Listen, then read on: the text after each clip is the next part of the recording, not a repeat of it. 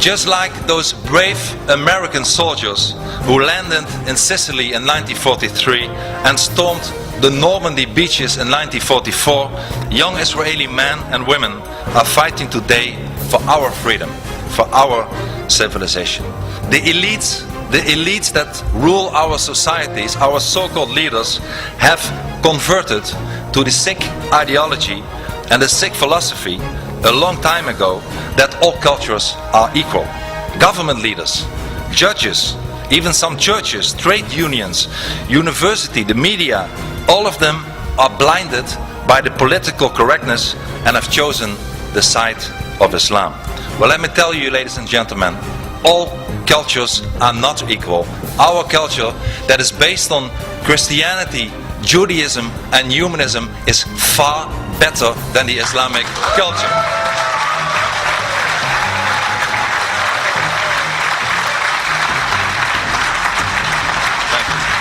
And many politicians seem to believe that their job is not to defend democracy and freedom, but to help to make the transition into Sharia law as smooth as possible. Ladies and gentlemen, I am often asked whether I have any answers to the problems and what those might be. Well, let me tell you, I certainly have the answers, even though many people in Europe don't like them, at least from the political elite. Let me tell you and mention a few of them. Things that we have to do to stop the Islamization of the West. The first thing, indeed, is to stop the cultural relativism. I believe we need in all our constitution, we need an article that lays down that we have one dominant culture that is based on Judaism, Christianity and humanism. Second, we have to stop pretending that Islam is a religion. Islam is not a religion. Islam is a totalitarian ideology. Islam wants to rule every aspect of society and every part of any person's life. Therefore, Islam should not be compared with other religions like Christianity or Judaism or Buddhism, but Islam should be compared with other totalitarian ideologies like communism or fascism.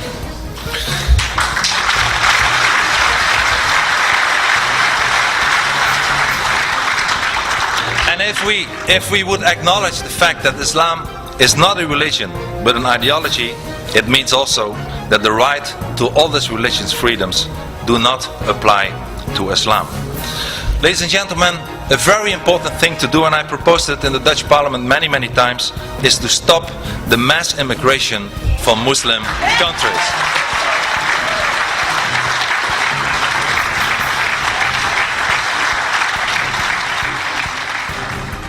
And in order to preserve our own values, our own identity and our own culture, not one person from Muslim countries should be allowed to emigrate to our societies anymore.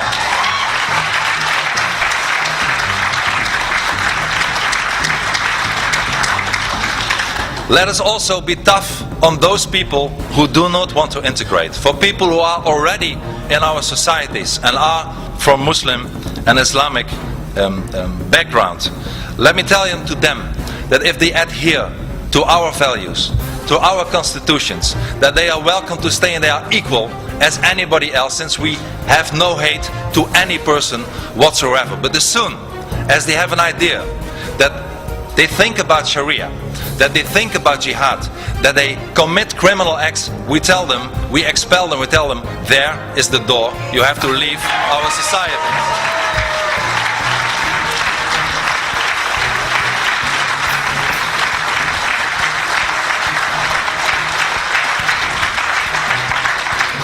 And I also believe that every member of a non-Western country that wants to come or already is in our societies should sign a legally binding contract of assimilation and pledge of allegiance to our societies.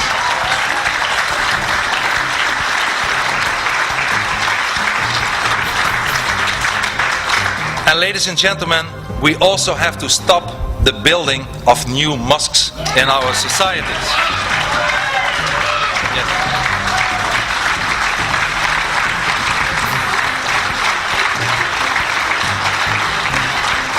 Thank you.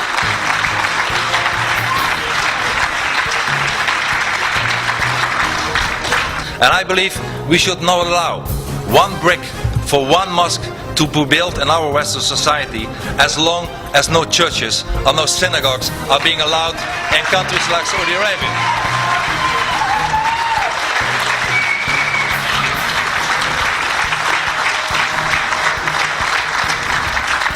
And we also have to close down the worst institution in our societies, at least in Europe, the fascist institution of Islamic schools. Ladies and gentlemen, schools where young children who should assimilate and become full members of our society are being raised with an ideology of hate, with an ideology of terror. We should close down all the Islamic schools.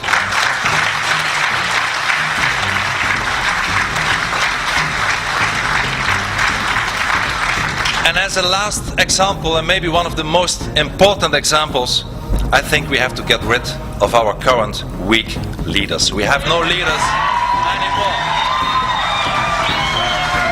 Thank you. Thank you.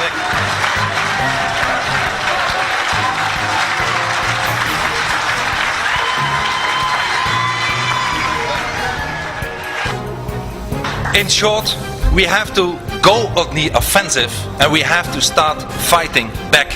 We must no longer allow ourselves to remain seated in our armchairs and get trampled over. If they bombard us with Sharia law, we will bombard them back with our human rights. If they bombard us with our court cases, we will bombard them back with our court cases.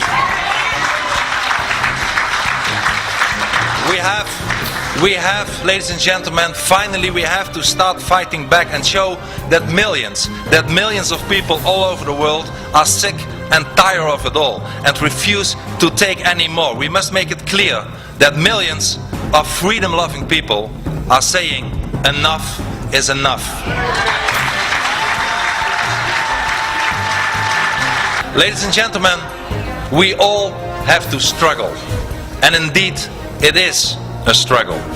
After fitna has been screened for the first time last year, there were many threats to economical boycotts to my country, the Netherlands. The beautiful Dutch flag was burned all over the Middle East. Indeed, I am myself being prosecuted by my own government in my own country. While countries as France and Jordan are also considering to prosecute me. I have been barred on the kind invitation of my friend and colleague Lord Malcolm Pearson to enter the United Kingdom. I will never be allowed to enter the Republic of Indonesia anymore. The most radical imam in the Netherlands is also demanding huge compensation and suing me. A parliamentary bill currently in my own country, the Netherlands, is drafted with the aim of protecting Islam for criticism. And on top of all this, and it's not only about me, a lot of people who criticize Islam get a lot of threats. Al-Qaeda is determined to kill me. Finally, ladies and gentlemen, I have not forgotten those to whom we owe our liberties. Our liberties were bitterly fought for. American soldiers fought, bled and died.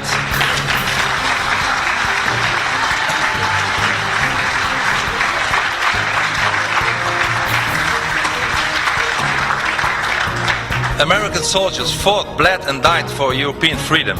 Ladies and gentlemen, American soldiers did not die for an Islamized Europe, they died for a free Europe.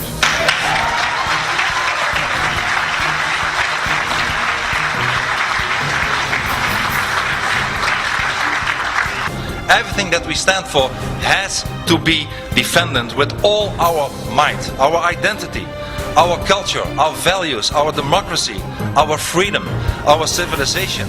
Ladies and gentlemen, we owe it to our children and their children.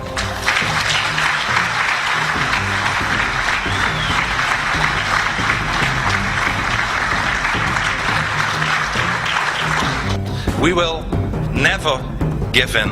We will never give up. We will never surrender. Thank you very much. Thank you. Thank you. Thank you very much.